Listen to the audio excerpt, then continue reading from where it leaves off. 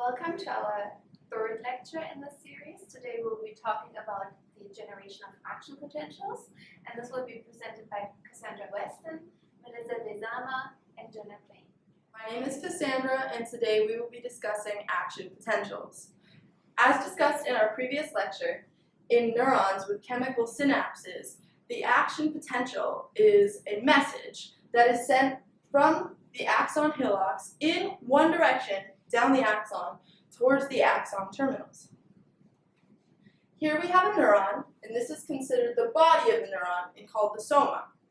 As I mentioned in the slide prior, the axon hillock is where the action potential is generated and sent down the axon, and it is located right here protruding out of the soma.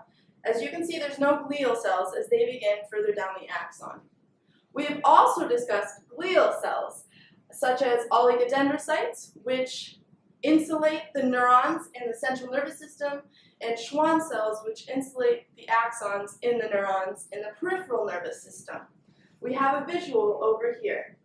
Now, where one of these glial cell ends and the other begins, there's usually a gap, and this gap is known as the node of Ranvier.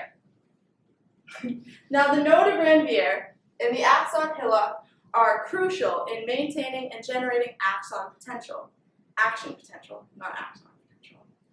This is because of the voltage-gated sodium and potassium channels.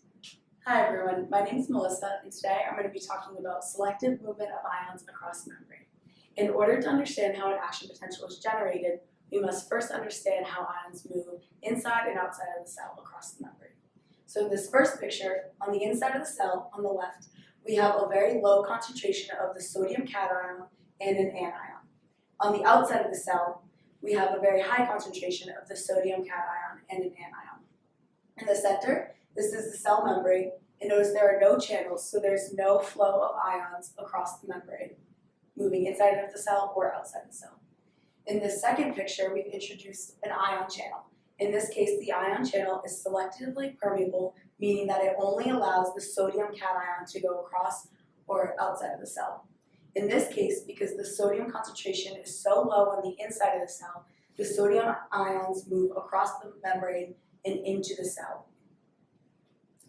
And no anions can move across the membrane because this ion channel is only permeable for the sodium.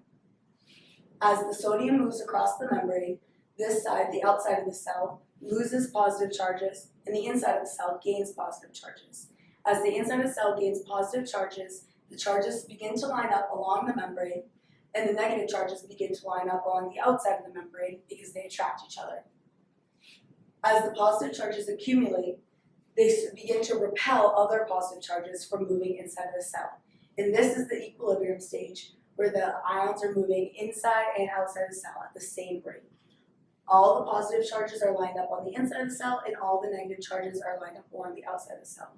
In this second example, we've introduced a potassium channel. And in this example, the potassium concentration is very high on the inside of the cell, and it's very low on the outside of the cell. So when we introduce that potassium channel, it's only permeable for potassium, and potassium moves from high to low, so it moves from the inside of the cell to the outside of the cell. And again, the charges accumulate. As more positive charge comes in, the charges accumulate on the outside of the membrane, and then they begin to repel other positive charges from moving in. And we establish the same but reverse concentration gradient. In this next image, we introduce what voltage-gated sodium channels mean. So the voltage-gated just means that voltage, so some kind of electrical stimulus, is what triggers the channel to open. So as we've mentioned, there's a high concentration of sodium on the outside of the cell, and a low concentration of sodium on the inside of the cell. And the positive charges are lined up on the outside, and the negative charges are lined up on the inside. In the sodium channel, there's a positive charge. And as an electrical stimulus is introduced into the cell, all of these negative charges will become positive. And because the positive charges repel other positive charges, this positive charge will move up, causing the channel to open. So you can see in this example, the positive charges have accumulated here. This has forced up because they repel each other, and the channel is open.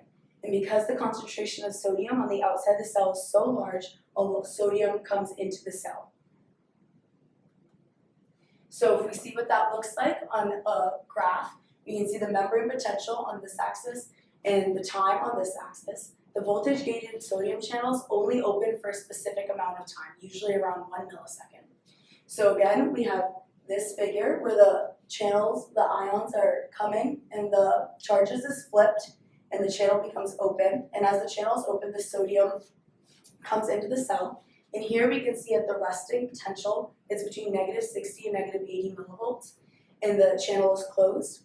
As the stimulus comes in, it causes the channel to open, and because all the sodium ions are coming into the cell, the inside of the cell is becoming more positive. So you can see that shoots up here. Because the channel is only open for around 1 millisecond, the channel automatically just becomes inactivated again. And when that happens, no more sodium ions are coming into the cell. And so it eventually comes back down. Hi everyone, I'm Jenna, and I'm going to discuss the voltage-gated sodium and potassium channels. So, like Melissa just mentioned, the sodium voltage-gated ion channels open up when electrical stimulus comes, and the sodium will flow into the cell, causing it to be more positively charged. You can see that here in this graph when it goes up because you're getting more positively charged ions in the cell. But we need it to go back down to its resting potential. In order to do that, we have the potassium voltage-gated ion channel. So the potassium channel remains closed until the sodium channel becomes inactive. And when this happens, then the potassium channel opens up and the potassium ions flow out of the cell. So you can see that in this graph, once you reach the peak and the potassium channel opens up, then they leave the cell and you're losing positive charge on the inside of the cell, causing it to become more negative on the inside of the cell. So also the intensity of the stimulus is encoded in the frequency of the action potentials. So you can see that within these two graphs. So in this first one, the injected current is not high enough to stimulate an action potential. But in this next situation, you have injected current that's slightly higher, and you have action potentials generated at this frequency. And in the next one, when you have an injected current that's even higher, you get the same amplitude but more frequencies because the injected current is higher. So now that you understand the principle of how action potentials are generated, these action potentials are now conducted or sent down the axon towards the axon terminal. And there are two different types of axons. There's one type that has no myelination, and those are particularly abundant in invertebrate organisms. And there are the axons that have myelination, as Cassandra has explained previously.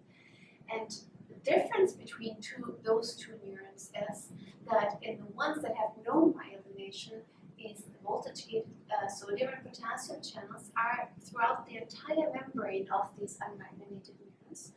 Whereas in the mammalian or vertebrate axons, where there's insulation through the glial cells, there are no voltage-gated sodium or potassium ion channels.